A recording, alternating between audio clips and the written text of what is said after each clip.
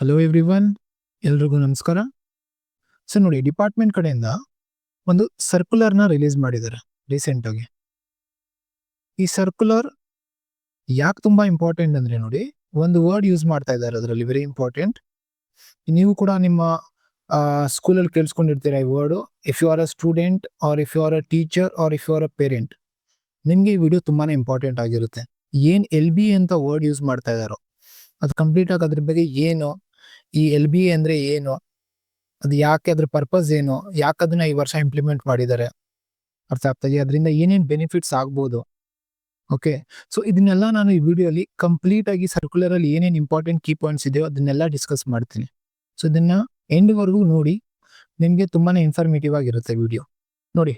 First important question ಇಂದ start ಮಾಡೋಣ. What is lesson based assessment? ಅಂದ್ರೆ LBA stands for lesson based assessment. ಏನಿದ್ರ ಅರ್ಥ ಅಂದ್ರೆ ನೋಡಿ, ಮುಂಚೆ ಏನಾಗ್ತಾ ಇತ್ತು, ಒಂದು ನಿಮ್ಗೆ ಕ್ಲಿಯರ್ ಪಿಕ್ಚರ್ ಕೊಡ್ತೀನಿ ನೋಡಿ.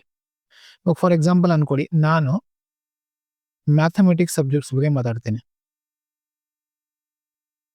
ನಾನೊಬ್ಬ ಮ್ಯಾಥ್ಸ್ ಟೀಚರು, ಸೊ ನನಗೆ ಮ್ಯಾಥ್ಸ್ ಬಗ್ಗೆ ಪ್ರಾಪರ್ ಆಗಿ ಗೊತ್ತಿದೆ, ನಾನು ಅದ್ರ ಬಗ್ಗೆ ನಿಮ್ಗೆ ತಿಳಿಸ್ತೀನಿ. You can understand with your own subject. ನೀವು ಯಾವ ಸಬ್ಜೆಕ್ಟ್ ಟೀಚ್ ಮಾಡ್ತಾ ಇದ್ದೀರೋ, if you are a teacher ಅಂದ್ರೆ ನೋಡಿ, ಅರ್ಥ ಮಾಡ್ಕೊಳ್ಳಿ. ಮ್ಯಾಥ್ಸ್ ಅಲ್ಲಿ ಅನ್ಕೊಳ್ಳಿ, ದೇರ್ ಆರ್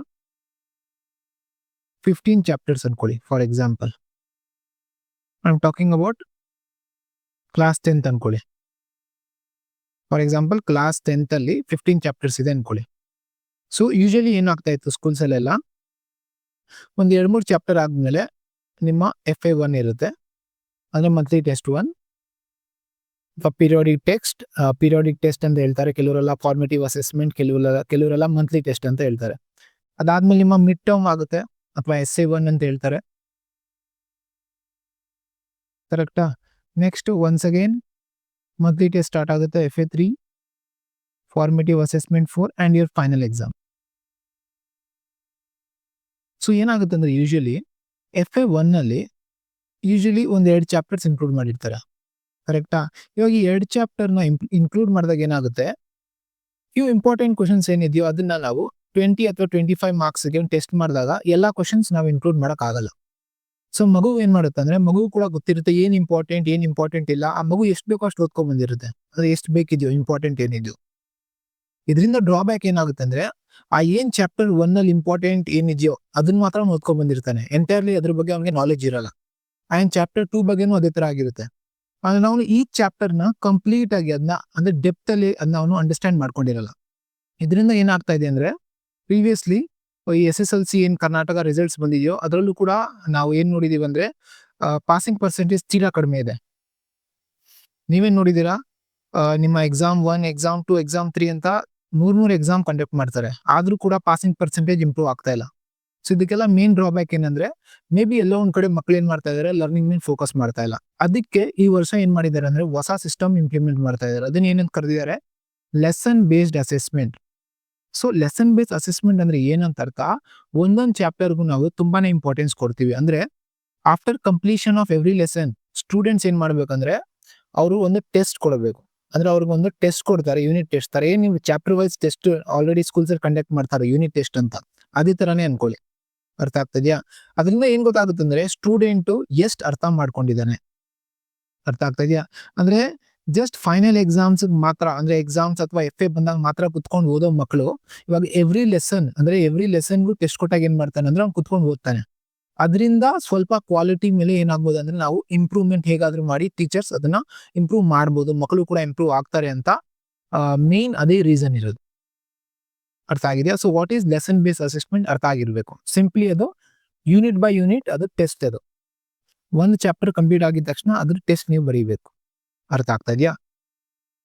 ಇವಾಗ ಏನಿದ್ರ ಪರ್ಪಸ್, ಲೆಸನ್ ಬೇಸ್ ಅಸೆಸ್ಮೆಂಟ್ ಮಾಡ್ತಾ ಇದಾರೆ ಅಂದ್ರೆ ಅದು ಏನೋ ಒಂದು ಪರ್ಪಸ್ ಇರಬೇಕು. ನಾನು ಹೇಳ್ದಂಗೆ, ಓಕೆ, ನಾನು ಕಂಪ್ಲೀಟ್ ಆಗಿ ಎಕ್ಸ್ಪ್ಲೇನ್ ಮಾಡಿದ್ದೀನಿ, ಬಟ್ ಇದನ್ನ ಇಂಪಾರ್ಟೆಂಟ್ ಪಾಯಿಂಟ್ಸ್ ನೋಡೋಣ. ಏನೇನ್ ಪರ್ಪಸ್ ಅಂದ್ರೆ, ಒಂದು ಮಕ್ಕಳಲ್ಲಿ ಎಕ್ಸಾಮ್ ಫಿಯರ್ ಅಥವಾ ಪರೀಕ್ಷೆದ ಒತ್ತಡ ಕಡಿಮೆ ಮಾಡುವುದಕ್ಕೆ.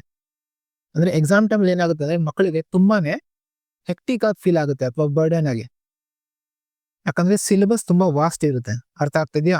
ಆ ಏನ್ ಬರ್ಡನ್ ಇದೆಯೋ ಸಿಲೆಬಸ್ ನ ಕಂಪ್ಲೀಟ್ ಮಾಡೋದು, ಅದನ್ನ ರೆಡ್ಯೂಸ್ ಮಾಡೋದಕ್ಕೆ ಏನ್ ಮಾಡ್ತಾರೆ, ಈ LBA ಇಂಟ್ರೊಡ್ಯೂಸ್ ಮಾಡಿದ್ದಾರೆ ಅಷ್ಟೇ. ಯೂನಿಟ್ ಬೈ ಯೂನಿಟ್ ಆ ಮಗು ಏನಾದ್ರು ಪ್ರಾಪರ್ ಆಗಿ ಟೆಸ್ಟ್ ಕೊಡ್ಕೊಂಡು ಅವನು ಕರೆಕ್ಟ್ ಆಗಿ ಮಾರ್ಕ್ಸ್ ಸ್ಕೋರ್ ಮಾಡಿದ್ದಾನೆ ಅಂದ್ರೆ obviously he will be able to score more marks in final exam. That is clear ಅಷ್ಟೇ. ಅವ್ನು ಯಾವ ಚಾಪ್ಟರ್ ಕೂಡ ಕರೆಕ್ಟ್ ಆಗಿ ಓದಿಲ್ಲ ಅಂದ್ರೆ ಫೈನಲ್ ಎಕ್ಸಾಮ್ ಕೂಡ ಅವ್ನು ಎಷ್ಟೇ ಅಲ್ಲಿ ಅವ್ನು ಭಯ ಆದ್ರೂ ಕೂಡ ಅವ್ನು ಸತೋದ್ರೂ ಕೂಡ ಅವ್ನು ಜಾಸ್ತಿ ಸ್ಕೋರ್ ಮಾಡೋಕ್ಕಾಗಲ್ಲ. ಅದು ಗೊತ್ತಿರೋ ಫ್ಯಾಕ್ಟೇ ಅದು. ಅರ್ಥ ಆಗ್ತದ್ಯಾ? ಸೊ ಎಕ್ಸಾಮ್ ಫೇರ್ ಕಡಿಮೆ ಮಾಡೋದಕ್ಕೆ ಇನ್ನೊಂದೇನಂದ್ರೆ ಮಗುದು ಸ್ಟೂಡೆಂಟ್ ಲರ್ನಿಂಗ್ ಲೆವೆಲ್ನ ಅರ್ಥ ಮಾಡ್ಕೊಳೋದಕ್ಕೆ. ಅಂದ್ರೆ ಮಕ್ಳು ಏನಾಗ್ತಾರೆ ಅಂದ್ರೆ ನೋಡಿ, ಈಗ ಮೇನ್ಲಿ 3 ಟೈಪ್ಸ್ ಆಫ್ ಸ್ಟೂಡೆಂಟ್ಸ್ ಇರ್ಬೋದು. 3 ಟೈಪ್ಸ್ ಆಫ್ ಸ್ಟೂಡೆಂಟ್ಸ್ ಇರ್ತಾರೆ ನೋಡಿ, ಇದನ್ನ ಅರ್ಥ ಮಾಡ್ಕೊಳ್ಳಿ. ಏನ್ 3 ಟೈಪ್ಸ್ ಅಂದ್ರೆ, ಒಂದು ತುಂಬಾನೇ ಚೆನ್ನಾಗಿ ಓದೋ ಮಕ್ಳು ಇರ್ತಾರೆ.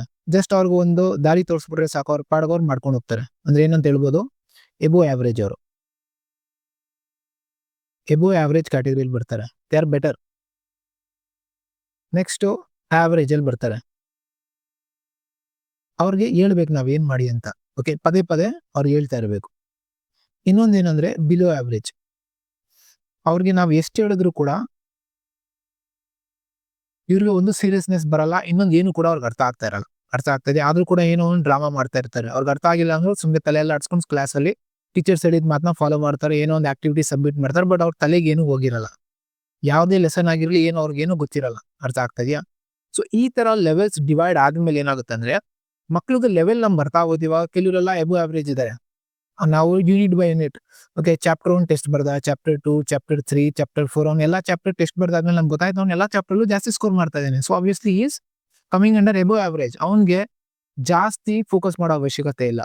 ಆವರೇಜ್ಗೆ ನಾವು ಫೋಕಸ್ ಮಾಡಬೇಕು, ಬಿಲೋ ಆವರೇಜ್ಗೆ ತೀರಾನೇ ಫೋಕಸ್ ಮಾಡಬೇಕು. ಅಂದ್ರೆ ನಮ್ಗೆ ಆ ಮಕ್ಕಳು ಏನಾಗುತ್ತೆ ಅಂದ್ರೆ ಲರ್ನಿಂಗ್ ಎಬಿಲಿಟಿ ಗೊತ್ತಾಗ್ಬಿಡುತ್ತೆ. ಗೊತ್ತಾದ್ಮೇಲೆ ನಾವೇನ್ ಮಾಡ್ತೀವಿ, ರೆಗ್ಯುಲರ್ ಅನಾಲಿಸಿಸ್ ಮಾಡಿದ್ಮೇಲೆ ರೆಮಿಡಿಯಲ್ ಕ್ಲಾಸಸ್ ತಗೊಂತೀವಿ ಅಷ್ಟೇ. ನಮ್ಗೆ ಪ್ರಾಬ್ಲಮ್ ಗೊತ್ತಾದ್ಮೇಲೆ ಅದಕ್ಕೆ ಸೊಲ್ಯೂಷನ್ ಕೊಡ್ತೀವಿ. ಅರ್ಥ ಆಗ್ತದ್ಯಾ? ಸೊ ಮೇನ್ ಪರ್ಪಸ್ ಇದೆ, ಮಕ್ಕಳನ್ನ ಐಡೆಂಟಿಫೈ ಮಾಡಿ ಅವ್ರು ಯಾವ ಕ್ಯಾಟಗರಿ ಬರ್ತಾರೆ ಆ ಮಕ್ಕಳಿಗೆ ನಾವು ಸೊಲ್ಯೂಷನ್ ಕೊಡೋದು. ನೀನ್ ಯಾವ ತರ ಓದಬೇಕು, ನೀನ್ ಎಷ್ಟು ಓದಬೇಕು. ಅರ್ಥ ಆಗ್ತಾ ಇದೆಯಾ? ಸೊ ಈ ತರ LBA ಇಂಟ್ರೊಡ್ಯೂಸ್ ಮಾಡಿದ್ದಾರೆ. ಇದ್ರ ಪರ್ಪಸ್ ಇದು. ನೆಕ್ಸ್ಟ್ ನೋಡಿ, ಇದು ಸ್ಟ್ರಕ್ಚರ್ ಇದು ಯಾವ ತರ ವರ್ಕ್ ಆಗುತ್ತೆ ನೋಡಿ. LBA ಯಾವ ತರ ವರ್ಕ್ ಆಗುತ್ತೆ ಅಂದ್ರೆ ಡಿವೈಡ್ ಮಾಡಿದ್ದಾರೆ. ಕ್ಲಾಸ್ 1 to 7th ಏನಿದೆಯೋ ಇವ್ರಿಗೆ ಮಲ್ಟಿಪಲ್ ಚಾಯ್ಸ್ ಕ್ವಶನ್ ಇರುತ್ತೆ. ಅದೇ ನಾನು ಚಾಪ್ಟರ್ ವೈಸ್ ಟೆಸ್ಟ್ ಯಾವ ತರ ಇರುತ್ತೆ ಅಂತ ಹೇಳ್ತಾ ಇದ್ದೀನಿ. ಇನ್ನೊಂದು ಡಿಸ್ಕ್ರಿಪ್ಟಿವ್ ಕ್ವಶನ್ಸ್ ಇರುತ್ತೆ. 2 marks, 3 marks, 4 marks. ಒಂದೊಂದು ಯೂನಿಟ್ ಒಂದೊಂದು ಚಾಪ್ಟರ್ 25 ಮಾರ್ಕ್ಸ್ಗೆ ನಡೆಯುತ್ತೆ. ಅಂದ್ರೆ ನಿಮ್ಮ ಚಾಪ್ಟರ್ ವೈಸ್ ಟೆಸ್ಟ್ 25 ಮಾರ್ಕ್ಸ್ ನಡೆಯುತ್ತೆ ಎವ್ರಿ ಚಾಪ್ಟರ್. ಕ್ಲಾಸ್ 8th ಮತ್ತೆ 10th ಯಾರು ಇದ್ದೀರಾ, 8th ಇಂದ 10th ಇವ್ರಿಗೆ SSLC ಪ್ಯಾಟರ್ನ್ ಫಾಲೋ ಆಗುತ್ತೆ. MCQ ಇರುತ್ತೆ, 1 mark ಇರುತ್ತೆ, 2 mark, 3 mark, 4 mark and also 5 mark question. 20 ಮಾರ್ಕ್ಸ್ಗೆ ನಿಮ್ಮ LBA ಇಂದ ಸೆಲೆಕ್ಟ್ ಮಾಡ್ತಾರೆ. ಇವಾಗ ನೋಡಿ, ಇಲ್ಲಿ ಫ್ರಮ್ LBA ಅಂತ ಹೇಳಿದ್ದಾರೆ. ಅದನ್ನ ನೆಕ್ಸ್ಟ್ ಬರೋ ಸ್ಲೈಡ್ಸ್ ಅಲ್ಲಿ ನಾನು ಕ್ಲಿಯರ್ ಮಾಡ್ತೀನಿ. ಅಂದ್ರೆ ಕ್ವಶನ್ಸ್ ಏನಿದೆಯೋ ಅದೆಲ್ಲಿಂದನೋ ಒಂದ್ ಕಡೆಯಿಂದ ಪಿಕ್ ಮಾಡ್ತಾರೆ. ಅದೆಲ್ಲಿಂದ ಪಿಕ್ ಮಾಡ್ತಾರೆ ಅದು ಹೇಳ್ತೀನಿ ನೋಡಿ. ಅದೇ ಟೀಚರ್ಸ್ ಓನ್ ಆಗಿ ಕ್ವಶನ್ಸ್ ಫ್ರೇಮ್ ಮಾಡೋ ಅವಶ್ಯಕತೆ ಇಲ್ಲ, ಮಾಡಂಗೆ ಇಲ್ಲ ಆಕ್ಚುಲಿ. ಅರ್ಥ ಆಗ್ತದೆ? ಅಂದ್ರೆ LBA ಅಂತ ಒಂದು ಮೆಟೀರಿಯಲ್ ಕೊಟ್ಟಿರ್ತಾರೆ ಎಲ್ಲಾ ಟೀಚರ್ಸ್ಗೂ ಅವ್ರ ಸಬ್ಜೆಕ್ಟ್ ರಿಲೇಟೆಡ್ ಆಲ್ರೆಡಿ ಅಪ್ಲೋಡ್ ಮಾಡಿದ್ದಾರೆ. ಮೇ ಬಿ ನೆಕ್ಸ್ಟ್ ವಿಡಿಯೋ ನಾನು ನಿಮ್ಗೆ LBS ಎಲ್ಲಿಂದ ಡೌನ್ಲೋಡ್ ಮಾಡ್ಕೊಳೋದು ಅಂತ ಕೂಡ ನಾನು ಹೇಳ್ಕೊಡ್ತೀನಿ. ಏನಾದ್ರು ಕಮೆಂಟ್ ಮಾಡಿದ್ರೆ ಹೇಳ್ಕೊಡ್ತೀನಿ ಯಾರಿಗಾದ್ರೂ ಬೇಕಿದ್ರೆ. ಇನ್ನೊಂದು 5 marks ರಿವ್ಯೂಗೆ ಅಂದ್ರೆ ಏನಂತ ಅರ್ಥ ಅಂದ್ರೆ, ನೀವು ಯಾವ್ದಾದ್ರು ಒಂದು ಚಾಪ್ಟರ್ ಇದೆ ಅನ್ಕೊಳ್ಳಿ, ಪಾಲಿನಾಮಿಯಲ್ ಅನ್ನೋದು 10th ಅಲ್ಲೂ ಇದೆ ಅಂಡ್ ಈವನ್ 9th ಅಲ್ಲೂ ಇದೆ. ಅಂದ್ರೆ ನಾನು ಪಾಲಿನಾಮಿಯಲ್ಸ್ ಯೂನಿಟ್ ಟೆಸ್ಟ್ ಕೊಟ್ಟಾಗ 10th ಅವ್ರಿಗೆ ನಾನು 5 marks ಅಲ್ಲಿ ನಾನೇನ್ ಮಾಡ್ತೀನಿ ಅಂದ್ರೆ 9th ಅಲ್ಲಿ ಏನ್ ಕಲ್ತಿದ್ದ ಅದ್ರ ಮೇಲೆ ಕೊಡ್ತೀನಿ. ಅರ್ಥ ಆಗ್ತದೆಯಾ? ಸೊ ಇದು ನಮ್ಮ ಓನ್ ಚಾಯ್ಸ್. ಒಂದೇ ಒಂದು ಕ್ವಶನ್ ಮಾತ್ರ ನಾವು ಟೀಚರ್ಸ್ ಓನ್ ಚಾಯ್ಸ್ ಮಾಡ್ಕೊಬಹುದು. 20 ಮಾರ್ಕ್ಸ್ LBS ಏನಿರುತ್ತೋ ಅಲ್ಲಿಂದಾನೇ ಕೊಡಬೇಕು. ನೀವೇನು ಓನ್ ಕ್ವಶನ್ ಕೊಡಂಗಿಲ್ಲ. Total 25 marks. ಇವಾಗ ಇದು ಕೆಲವು ಮಕ್ಳಿಗೆ ಡೌಟ್ ಇರುತ್ತೆ, ಸರ್ ಇದು FAಗೂ ಯೂಸ್ ಆಗುತ್ತಾ, SAಗೂ ಯೂಸ್ ಆಗುತ್ತಾ, ಇಂಟರ್ನಲ್ ಎಕ್ಸಾಮ್, ಪ್ರಿಪೇಟರಿಗೂ, ಆನ್ಯುವಲ್ ಎಕ್ಸಾಮ್ಗೂ. ನೋಡಿ, ನಿಮ್ಮ LBA ಅಲ್ಲಿ ಏನಿದೆಯೋ ಎಲ್ಲಾ ಕ್ವಶನ್ಸ್ ಇನ್ಕ್ಲೂಡ್ ಆಗಿರುತ್ತೆ. ಎಲ್ಲಾ ಕ್ವಶನ್ ಅಂದ್ರೆ ಪ್ರೀವಿಯಸ್ ಇಯರ್ ಏನೇನು ಇಂಪಾರ್ಟೆಂಟ್ ಕ್ವಶನ್ಸ್ ಇದೆಯೋ, ಪ್ರೀವಿಯಸ್ 10 years ಇಂದ ಏನೇನು ಬಂದಿದೆಯೋ ಎಲ್ಲಾ ಕ್ವಶನ್ಸ್ ಅದರಲ್ಲಿ ಇರುತ್ತೆ. ಸೊ ನಿಮ್ಮ FA, SA, ಇಂಟರ್ನಲ್ ಏನೇನು ಎಕ್ಸಾಮ್ಸ್ ಇರುತ್ತೋ, FA ಆಗಿರ್ಲಿ, ಪ್ರಿಪೇಟರಿ ಆಗಿರ್ಲಿ, ಆನ್ಯುವಲ್ ಎಲ್ಲಾದ್ರಲ್ಲೂ LBS ಇಂದಾನೆ ಇನ್ಕ್ಲೂಡ್ ಮಾಡಬೇಕು. ಟೀಚರ್ಸ್ಗೆ ಕಂಪಲ್ಸರಿ ಇನ್ಸ್ಟ್ರಕ್ಷನ್ ಕೊಟ್ಟಿದ್ದಾರೆ ಆ ಸರ್ಕ್ಯುಲರ್ ಅಲ್ಲಿ. ನೆಕ್ಸ್ಟ್ ಇಂಪಾರ್ಟೆಂಟ್ ಕ್ವಶನ್ ಏನ್ ಬರುತ್ತೆ ಅಂದ್ರೆ, ಸರ್ ಆಸ್ ಅ ಸ್ಟೂಡೆಂಟ್ ನಾನು ಇದನ್ನ need to take it seriously. ನೋಡಿ ಸರ್, ನನಗೆ ಏನ್ ಹೇಳಿದ್ರು ನಾನು ಸೀರಿಯಸ್ ಆಗಿ ತಗೊಳಲ್ಲ. LBS ಮಾಡ್ತಾರಾ ಮಾಡ್ಕೊಳ್ಳಿ, ಟೆಸ್ಟ್ ಮಾಡ್ತಾರಾ ಮಾಡ್ಕೊಳ್ಳಿ, ನನಗೆ ಮಾರ್ಕ್ಸ್ ಬರಲ್ವಾ ಅದು ಟೆನ್ಷನ್ ಇಲ್ಲ. ಸರಿ ನೋಡಿ, ಈ ತರ ಏನಾದ್ರು ನಿಮ್ ಮೈಂಡ್ ಸೆಟ್ ಇದೆ ಅಂದ್ರೆ ನಿಜವಾಗ್ಲೂ ನೀವು ತುಂಬಾನೇ ಕುತ್ಕೊಂಡು ಯೋಚನೆ ಮಾಡಬೇಕು. ಯಾಕಂದ್ರೆ ನೀವು ಯಾವುದೋ ಒಂದು ದಾರಿ ಹಿಡ್ದಿದ್ದೀರಾ ಅದು ಸರಿಯಲ್ಲ ಅದು. ಯಾಕಂದ್ರೆ ನಿಮ್ಮ ಮಾರ್ಕ್ಸ್ ಏನಿದೆಯೋ ಅದು ನಿಮ್ಮ ಸ್ಯಾಟ್ಸ್ ಅಂದ್ರೆ ನಿಮ್ಮ ಸ್ಟೂಡೆಂಟ್ ಏನು ಐಡಿ ಇರುತ್ತೋ ಸ್ಯಾಟ್ಸ್ ನಂಬರ್ ಅದರಲ್ಲಿ ಆ ಸಾಫ್ಟ್ವೇರ್ ಅದನ್ನ ಅಪ್ಲೋಡ್ ಮಾಡ್ತಾರೆ. ಅದರಿಂದನೇ ತಾನೇ ನಮಗೆ ಗೊತ್ತಾಗೋದು at the end of the day at the end of the year ಈ ಮಗು ಯಾವ ತರ ಪ್ರೋಗ್ರೆಸ್ ಆಗಿದೆ. ಅಂಡ್ ಇನ್ನೊಂದೇನು ಇಂಪಾರ್ಟೆಂಟ್ ಅಂದ್ರೆ ನೋಡಿ ಯಾಕೆ ಸೀರಿಯಸ್ ಆಗಿ ತಗೊಬೇಕಂದ್ರೆ ಇದನ್ನ ಮಾನಿಟರ್ ಮಾಡ್ತಾರೆ. ಯಾರು ಸರ್ ಇದನ್ನ ಮಾನಿಟರ್ ಮಾಡ್ತಾರೆ ಅಂದ್ರೆ ಸ್ಕೂಲ್ ಲೆವೆಲ್ ಅಲ್ಲಿ ಹೆಡ್ ಮಾಸ್ಟರ್ಸ್ ಯಾರು ಇರ್ತಾರೋ ನಮ್ಮ ಸ್ಕೂಲ್ಸ್ ಅಲ್ಲಿ HM ಆಗಿರ್ಲಿ ಅಥವಾ ನಮ್ಮ ಪ್ರಿನ್ಸಿಪಲ್ ಆಗಿರ್ಲಿ ಅವರು ಟೀಚರ್ಸ್ ನ ಚೆಕ್ ಮಾಡ್ತಾ ಇರ್ತಾರೆ. ಏನಂತ ಅಂದ್ರೆ ಅವ್ರು LBS ಅಲ್ಲಿ ಮಾತ್ರ ಬರೋ ಕ್ವಶನ್ಸ್ ನ ಮಾತ್ರ ಯೂಸ್ ಮಾಡ್ತಾ ಇದಾರೆ ಇಲ್ವಾ ಅಂತ. ಓನ್ ಆಗಿ ಎಲ್ಲಿಂದನೂ ತಗೊಂಡಾಗಿಲ್ಲ, ಬರೀ LBA ಅಲ್ಲಿಂದ ಮಾತ್ರ ಟೀಚರ್ಸ್ ಪಿಕ್ ಮಾಡಬೇಕು. ನೆಕ್ಸ್ಟ್ ತಾಲೂಕ್ ಲೆವೆಲ್ ಅಲ್ಲೂ ಬರ್ತಾರೆ ಚೆಕ್ ಮಾಡೋದಕ್ಕೆ. BO ಬರ್ತಾರೆ, BRC CRPs ಬರ್ತಾರೆ. ರೆಗ್ಯುಲರ್ ಆಗಿ LBA ಕರೆಕ್ಟ್ ಆಗಿ ಯೂಸ್ ಆಗ್ತಾ ಇದೆಯಾ ಇಲ್ವಾ ಅಂತ ಕೂಡ ಚೆಕ್ ಮಾಡಕ್ ಬರ್ತಾರೆ. ಅಂದ್ರೆ ಟೀಚರ್ಸ್ ಅಪ್ಡೇಟ್ ಇರಬೇಕು ಅವರ ರೆಕಾರ್ಡ್ಸ್ ಜೊತೆ. ನೆಕ್ಸ್ಟ್ ಈ ಡಯಟ್ ಲೆವೆಲ್ ಇಂದ ಡಿಸ್ಟ್ರಿಕ್ಟ್ ಲೆವೆಲ್ ಇಂದ ಬರ್ತಾರೆ, ಮೀಟಿಂಗ್ಸ್ ಇಡ್ತಾರೆ. ಅಂದ್ರೆ ಅಂದ್ರೆ ನಮ್ಮ ಸ್ಕೂಲ್ದು ಪ್ರೋಗ್ರೆಸ್ ಯಾವ ತರ ಇದೆ ಅಂತ ನಾವು ಒಂದು ಅಂದ್ರೆ ನಮ್ದು ಮಕ್ಳಿಂದ ನಮ್ಮ ಹತ್ರ ಎಲ್ಲಾ ಡೀಟೇಲ್ಸ್ ಇದ್ದೇ ಇರುತ್ತೆ. ಅಂದ್ರೆ ಒಂದು ಮಗು ಯಾವ ತರ ಸ್ಕೋರ್ ಮಾಡಿದೆ ಒಂದೊಂದು ಯೂನಿಟ್ ವೈಸ್ ಅದೆಲ್ಲ ನಾವು ಆಲ್ರೆಡಿ ಅಪ್ಲೋಡ್ ಮಾಡಿರ್ತೀವಿ, ಪ್ಲಸ್ ನಮ್ಮ ಹತ್ರನೂ ಇರುತ್ತೆ. ಅದನ್ನ ಬಂದು ಅವ್ರ ಪ್ರೋಗ್ರೆಸ್ ನ ಚೆಕ್ ಮಾಡ್ತಾರೆ. ಅಂಡ್ ಒಳ್ಳೆ ಪ್ರಾಕ್ಟೀಸಸ್ ಇದೆ ಅದನ್ನು ನಮ್ ಜೊತೆ ಅವ್ರ ಹತ್ರ ಇರೋ ಏನಾದ್ರು ಬೆಸ್ಟ್ ಪ್ರಾಕ್ಟೀಸಸ್ ಇದೆ ನಮ್ ಜೊತೆ ಶೇರ್ ಮಾಡ್ತಾರೆ. ಅಂದ್ರೆ ಇದು ಸುಂಗಿ ಏನು ಕೂಡ ನಡೀತಾ ಇಲ್ಲ, ಇದು ಎಲ್ಲೋ ಒಂದ್ ಕಡೆ ಎಫೆಕ್ಟ್ ಆಗ್ಲಿ ಅಂತ ಮಾಡ್ತಾ ಇದಾರೆ. ಅಂಡ್ ಈ ವರ್ಷ ಅದನ್ನ ಕಂಪಲ್ಸರಿ ಆಗ್ಲಿ ಅಂತ ಇದನ್ನ ಮಾನಿಟರ್ ಮಾಡ್ತಾರೆ. Next why LBA is important. Sir ಇದೆಲ್ಲ ನಮಗೆ ಗೊತ್ತಾಯ್ತು ಇಂಪಾರ್ಟೆಂಟ್ ಇದೆ ಹಿಂಗ್ ಮಾಡ್ತಾ ಇದಾರೆ, ಓಕೆ. ಬಟ್ ಯಾಕೆ ಇಂಪಾರ್ಟೆಂಟ್ ಇದೆ ನೋಡಿ. ಯಾಕೆ ಇಂಪಾರ್ಟೆಂಟ್ ಇದೆ ನಾನು ಆಲ್ರೆಡಿ ಹೇಳ್ದೆ ನಿಮ್ಗೆ. ಜಸ್ಟ್ ನಾವು ಮಾರ್ಕ್ಸ್ ನ ಫೋಕಸ್ ಮಾಡೋದಲ್ಲ, ಲರ್ನಿಂಗ್ ಬೇಸ್ಡ್ ಇರಬೇಕು. ಅದಕ್ಕೆ LBA ಏನಂತ ಹೇಳಿದಾರೆ, learning based not marks based. ಇದು MBA ಅಲ್ಲ, ಇದು MBA ಆಗಿದ್ರೆ ಏನು ಹೇಳ್ಬೋದಿತ್ತು, ಮಾರ್ಕ್ಸ್ ಬೇಸ್ಡ್. ನಮ್ಗೆ ಮಾರ್ಕ್ಸ್ ಇಂಪಾರ್ಟೆಂಟ್ ಇದೆ ಬಟ್ ಅದು ನಮ್ಮ ಮೇನ್ ಫೋಕಸ್ ಅಲ್ಲ. ನಮ್ಮ ಮೇನ್ ಫೋಕಸ್ ಏನು, ಲರ್ನಿಂಗ್. ಅಂದ್ರೆ ನೀವು ಏನ್ ಕ್ವಶನ್ ಪೇಪರ್ ಪ್ಯಾಟರ್ನ್ ಇರುತ್ತಲ್ವಾ, ಏನ್ ಈ ಕ್ವಶನ್ ಪೇಪರ್ ಪ್ಯಾಟರ್ನ್ ಇರುತ್ತೆ ಮಕ್ಕಳು ಅದನ್ನ ಅರ್ಥ ಮಾಡ್ಕೊಂಡ್ಬಿಡ್ತಾರೆ. ಅಂಡ್ ಟೀಚರ್ ಕೂಡ ಅದನ್ನ ಪದೇ ಪದೇ ಹೇಳಿರ್ತಾರೆ, ನೋಡಪ್ಪ ಇದು 3 ಮಾರ್ಕ್ಸ್ ಇಂಪಾರ್ಟೆಂಟ್ ಕ್ವಶನ್, ಇದು 5 ಮಾರ್ಕ್ಸ್ ಅಲ್ಲಿ ಬರೋ ಇಂಪಾರ್ಟೆಂಟ್ ಥಿಯರಮ್ ಓದ್ಕೊ ಅಂತ ಹೇಳಿರ್ತೀವಿ. ಆ ಮಗು ಅದ್ರ ಮೇಲೆ ಮಾತ್ರ ಫೋಕಸ್ ಮಾಡುತ್ತೆ, ಬೇರೆದೇನು ಓದಿರಲ್ಲ. ಆ ಮಗು ಡೆಪ್ತ್ ಆಗಿ ನಾಲೆಜ್ ಇರಲ್ಲ. ಆ ಮಗು ಏನ್ ಮಾಡಿರುತ್ತೆ 5 ಮಾರ್ಕ್ಸ್ ಅಲ್ಲಿ ಬರುತ್ತೆ ಅಂತ ಚೆನ್ನಾಗಿ ಓದ್ಕೊಂಡು ಪ್ರಾಕ್ಟೀಸ್ ಮಾಡಿರುತ್ತೆ. So there is not learning based. ಅದನ್ನ ಲರ್ನಿಂಗ್ ಬೇಸ್ಡ್ ಅಂತ ಹೇಳಕ್ಕಾಗಲ್ಲ. ವಾಟ್ ಈಸ್ ಲರ್ನಿಂಗ್ ಬೇಸ್ಡ್ ಅಂತ ಹೇಳಿದ್ರೆ ಆ ಮಗುಗೆ ಅದು ನಿಜವಾಗ್ಲೂ ಅರ್ಥ ಆಗಿರ್ಬೇಕು. ಸೊ ಅದ್ರ ಮೇಲೆ ಫೋಕಸ್ ಆಗ್ಲಿ ಅಂತ. And helps identify slow learners early and give support. ಹೇಳಿದ್ನಲ್ವಾ, ಅದ್ರ ಮಗು ಕರೆಕ್ಟ್ ಆಗಿ ಪರ್ಫಾರ್ಮ್ ಮಾಡ್ತಾ ಇಲ್ಲ ಅಂದ್ರೆ ಅವ್ರನ್ನ ಕೂಡಲೇ ಐಡೆಂಟಿಫೈ ಮಾಡಿ ಬಿಲೋ ಅವರೇಜ್ ಇರೋರ್ನ ನಾವು ಪ್ರಾಪರ್ ಆಗಿ ಒಂದು ಸಪೋರ್ಟ್ ಕೊಡೋದು. ಅಂಡ್ ಪೇರೆಂಟ್ಸ್ಗೆ ಒಂದೊಂದು ಸ್ಟೇಜ್ ಅಲ್ಲೂ ತಿಳಿಸೋದು, ನೋಡಪ್ಪ ನಿಮ್ ಮಗು ಈ ತರ ಸ್ಕೋರ್ ಮಾಡ್ತಾ ಇದೆ, ಈ ತರ ಪ್ರಾಬ್ಲಮ್ ಇದೆ. ಅದೇ ಪೇರೆಂಟ್ಸ್ ಹತ್ರ ಓಪನ್ ಆಗಿ ನಾವು ಶೇರ್ ಮಾಡೋದಿಲ್ಲ. ಏನ್ ಪೇರೆಂಟ್ಸ್ ಟೀಚರ್ ಮೀಟಿಂಗ್ ನಡೀತಾ ಇತ್ತು FAs ಎಲ್ಲ, ಫಾರ್ಮೇಟಿವ್ ಅಸೆಸ್ಮೆಂಟ್, ನಿಮ್ಮ ಮಿಡ್ ಟರ್ಮ್ ಆಗಿರ್ಲಿ ಪ್ರಿಪರೇಟರಿ ಆಗಿರ್ಲಿ, ಸೊ ಅದೇ ತರ ಪೇರೆಂಟ್ಸ್ ಟೀಚರ್ ಮೀಟಿಂಗ್ ಅಲ್ಲಿ ನಾವು ಇದನ್ನು ಶೇರ್ ಮಾಡ್ತೀವಿ. ನೋಡಿ ಚಾಪ್ಟರ್ ಬೈ ಚಾಪ್ಟರ್ ಟೆಸ್ಟ್ ಆಗಿದೆ, ನಿಮ್ ಮಗು ಈ ತರ ಸ್ಕೋರ್ ಮಾಡಿದೆ. ಸೊ ಮಕ್ಳಿಗೆ ಎಲ್ಲೋ ಒಂದ್ ಕಡೆ ಏನಾಗುತ್ತೆ ಅಂದ್ರೆ ಐದರ್ ಮಕ್ಕಳಲ್ಲಿ ಏನಿರ್ಬೇಕು, ಫಿಯರ್ ಇರ್ಬೇಕು. ಅದೇ ದೇ ಶುಡ್ ಫಿಯರ್ ಇರಬಾರ್ದು ಆಕ್ಚುಲಿ. ಬಟ್ ನೋಡಿ ನಮ್ಮ ಮೇನ್ ಪ್ರೈಮರಿ ಎಮೋಷನ್ಸ್ ಯಾವ್ದಾದ್ರೆ, ಅವರ್ ಮೇನ್ ಪ್ರೈಮರಿ ಎಮೋಷನ್ಸ್ ಯಾವ್ದೇ ನಾವು ವರ್ಕ್ ಮಾಡೋದಂದ್ರೆ ಒಂದು ಫಿಯರ್ ಮೇಲೆ ಅಥವಾ ಗ್ರೀಡ್ ಮೇಲೆ. ಫಿಯರ್ ಇದ್ರೆ ಎಕ್ಸಾಮ್ ಫಿಯರ್, ಎಲ್ಲೋ ಒಂದ್ ಕಡೆ ನಾನು ಓದ್ಬೇಕು, ಅಪ್ಪ ಬೈತಾರೆ ಅಮ್ಮ ಬೈತಾರೆ ಅಥವಾ ಎಲ್ಲೋ ಒಂದ್ ಕಡೆ ಟೀಚರ್ ನಂಗೆ ಬೈತಾರೆ ಅಂತ ಆ ಭಯ ಇದ್ರೆ ಒಳ್ಳೇದು, ಆ ಮಗು ಒಳ್ಳೆ ಟ್ರ್ಯಾಕ್ ಹೋಗ್ತಾನೆ. ಅಥವಾ ಆಸೆ ಇರಬೇಕು, ಗ್ರೀಡ್ ಇರಬೇಕು. ಏನ್ ಗ್ರೀಡ್ ಇರಬೇಕು, ನಾನು ಎಲ್ಲಾರ್ಕಿಂತ ಚೆನ್ನಾಗಿ ಮಾಡ್ಬೇಕು, ನಾನೇ ಬೆಸ್ಟ್, ಓಕೆ, ಆ ತರ ಫೀಲಿಂಗ್ ಬರಬೇಕು. ಓಕೆ, ಸೊ ಹೇಗಾದ್ರೂ ಮಾಡಿ ಆ ಮಗು ಇಂಪ್ರೂವ್ ಆಗ್ಬೇಕಷ್ಟೇ. So it is a best step ಅಂತ ಹೇಳ್ಬೋದು ಟುವರ್ಡ್ಸ್ ಲರ್ನಿಂಗ್.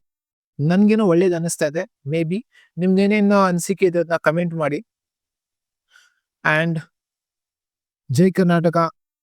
ನಾನೆಲ್ಲರಿಗೂ ನಿಮ್ಗೆ ಥ್ಯಾಂಕ್ ಯು ಹೇಳೋದಕ್ಕೆ ಇಷ್ಟಪಡ್ತೀನಿ. ಇದನ್ನ ಎಂಡ್ವರೆಗೂ ನೋಡಿದೀರಾ ಅಂದ್ರೆ ವಿಡಿಯೋನ ಲೈಕ್ ಮಾಡಿ, ನಿಮ್ಮ ಫ್ರೆಂಡ್ಸ್ ಜೊತೆ ಶೇರ್ ಮಾಡಿ. ಅಂಡ್ ಏನಾದ್ರು ನಿಮ್ಮ ಟೀಚರ್ಸ್ ಆಗಿದ್ರೆ ನಿಮ್ಮ ಗ್ರೂಪಲ್ಲಿ ಶೇರ್ ಮಾಡಿ. ಅಂಡ್ ಚಾನಲ್ನ ಕೂಡಲೇ ಸಬ್ಸ್ಕ್ರೈಬ್ ಮಾಡ್ಕೊಳ್ಳಿ. ಅಂಡ್ ವೆರಿ ಇಂಪಾರ್ಟೆಂಟ್ ಏನಂದ್ರೆ, ಸರ್ ಈ LBA ಏನು ಚಾಪ್ಟರ್ ವೈಸ್ ಟೆಸ್ಟ್ ಅಂತ ಹೇಳಿದ್ರಲ್ಲ, ಇದಕ್ಕೆ ಕ್ವಶನ್ಸ್ ಎಲ್ಲಿಂದ ಪಿಕ್ ಮಾಡೋದು? ಸೊ ನಾನು ನಿಮ್ಗೆ ಹೇಳ್ದೆ, ಇದಕ್ಕೆ ಕ್ವಶನ್ಸ್ ಬಂದು ಯಾರು ಕೂಡ ಫ್ರೇಮ್ ಮಾಡಕ್ ಆಗಲ್ಲ ಓನಾಗಿ. ಇದನ್ನ ನಿಮ್ಗೆ DSERT ಅಂತ ಒಂದು ವೆಬ್ಸೈಟ್ ಇದೆ. ಈ ವೆಬ್ಸೈಟ್ಗೆ ಹೋಗಿ ಯಾವ ತರ ನೀವು ನಿಮ್ಮ ಮೆಟೀರಿಯಲ್ಸ್ ನ ಡೌನ್ಲೋಡ್ ಮಾಡ್ಕೋಬೇಕು, ಆ ಮೆಟೀರಿಯಲ್ಸ್ ಇಂದಾನೇ ನೀವು ಕ್ವಶನ್ಸ್ ಫ್ರೇಮ್ ಮಾಡ್ಬೇಕು. ಯಾರು ಟೀಚರ್ಸ್ಗೆ ಹೇಳ್ತಾ ಇರೋದು ನಾನು. ಅಂಡ್ ನೀವೇನಾದ್ರೂ ಸ್ಟೂಡೆಂಟ್ ಆಗಿದ್ದೀರಾ ಅಂದ್ರೆ ನೀವು ಕೂಡ ಡೌನ್ಲೋಡ್ ಮಾಡ್ಕೊಂಡು, ಸ್ಟೂಡೆಂಟ್ಸ್ಗೆ ಹೇಳ್ತಾ ಇರೋದು, ನೀವು ಕೂಡ ಡೌನ್ಲೋಡ್ ಮಾಡ್ಕೊಂಡು ಏನ್ ಮಾಡಿ, ಅದನ್ನ ಎಲ್ಲಾ ಕ್ವಶನ್ಸ್ನು ಕೂಡ ನೀವು ಅಲ್ಲಿ ಸೊಲ್ಯೂಷನ್ ಕೊಟ್ಟಿರ್ತಾರೆ, ಅದನ್ನ ಕುತ್ಕೊಂಡು ಸಾಲ್ವ್ ಮಾಡಿ. ಮ್ಯಾಥ್ಸ್ ಆಗಿದ್ರೆ, ಸೈನ್ಸ್ ಆಗಿದ್ರೆ ಓದಿ, ಸೋಷಿಯಲ್ ಆಗಿದ್ರೆ ಅದನ್ನೆಲ್ಲ ಬ್ಯಾಟ್ ಮಾಡ್ಕೊಳ್ಳಿ. ಅರ್ಥ ಆಗ್ತಾ ಇದೆಯಾ ಅಂದ್ರೆ ಬೇಸಿಕಲಿ ಅರ್ಥ ಮಾಡ್ಕೊಳ್ಳಿ, ಬ್ಯಾಟ್ ಅಲ್ಲ ಸಾರಿ, ಅರ್ಥ ಮಾಡ್ಕೊಳ್ಳಿ ಯಾವ ತರ ಕ್ವಶನ್ಸ್ ಬರ್ತಾ ಇದೆ. ಮುಂಚಿತವಾಗಿ ನೀವು ಪ್ರಿಪೇರ್ ಆಗಿದ್ರೆ, ನಿಮ್ಮ ಹತ್ರ ಮೆಟೀರಿಯಲ್ ಕೊಡ್ತಾ ಇದಾರೆ, ನಿಮ್ಮ ಹತ್ರ ಸೊಲ್ಯೂಷನ್ ಇದೆ, ಮುಂಚಿತವಾಗಿ ಪ್ರಿಪೇರ್ ಆದ್ರೆ ನೀವೆಲ್ಲೋ ಒಂದ್ ಕಡೆ ಏನಂತ ಹೇಳ್ಬೋದು ಅಂದ್ರೆ ಫಾರ್ವರ್ಡ್ ಆಗಿರ್ತೀರಾ. ಓಕೆ, ಆ್ಯಂಡ್ ನಿಮಗೆ ತುಂಬಾನೇ ಹೆಲ್ಪ್ಫುಲ್ ಆಗ್ಬೋದು. ಸೊ ಯಾವ ಥರ ಇದನ್ನ ಡೌನ್ಲೋಡ್ ಮಾಡಿ ವೆಬ್ಸೈಟಿಂದ ನೀವು ಓದಬೇಕು, ಎಲ್ಲಿಂದ ಅಂದರೆ ಎಲ್ಲಿ ಸಿಗುತ್ತೆ ಅದೆಲ್ಲ ಕಂಪ್ಲೀಟಾಗಿ ನೆಕ್ಸ್ಟ್ ವೀಡಿಯೋದಲ್ಲಿ ನಾನು ತಿಳಿಸ್ತೀನಿ. ಏನಾದರೂ ಡೌಟ್ ಇದ್ದರೆ ಕಮೆಂಟ್ ಮಾಡಿ ಕಮೆಂಟ್ ಸೆಕ್ಷನಲ್ಲಿ. So thank you so much. Next ವೀಡಿಯೋಲಿ ಸಿಗೋಣ.